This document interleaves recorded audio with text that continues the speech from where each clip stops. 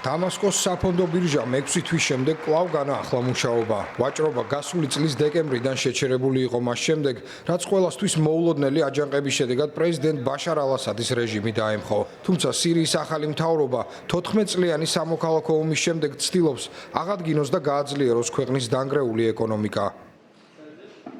სახელმწიფოს ეკონომიკური სიძლიერე დამოკიდებულია კერძო სექტორის გაკონტროლებაზე, ინვესტიციების ხელშეწყობაზე, სამართლიანობასა და სიღარიბის დაძლევაზე. ჩვენ მზად ვართ ინვესტიციებისთვის. არ არსებობს არანაირი შეზღუდვა, არანაირი დაბრკოლება. ყველას მივესალმებით, ვისაც სურს სირიაში ინვესტირება. მათ აქ დახვდებათ უამრავი შესაძლებლობა, მნიშვნელოვანი შეღავათები და წარმატების შანსი.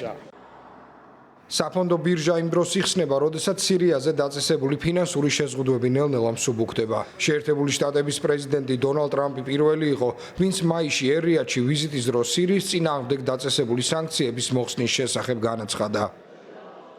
ამ ნაბიჯს მიყვნენ დიდი ბრიტანეთი და ევროკავშირიც, მათაც შეამსუბუქეს და მოხსნეს სანქციები, რათა ქვეყანას მიეცეს აღდგენის შესაძლებლობა. ამასთან გასულ კვირას სირიაში კატარი, შეერთებული შტატებისა და თურქული კომპანიების კონსორციუმთან ხელი მოაწერეს 6.1 მილიარდი დოლარის ღირებულების ენერგოშეთანხმებას. შეთანხმების მიხედვით ეს კომპანიები მონაწილეობას მიიღებენ სხვადასხვა ენერგეტიკულ პროექტში, რომლებიც ქვეყანაში ელექტროენერგიის საჭიროების ნახევარზე მეტს დააკმაყოფილებს.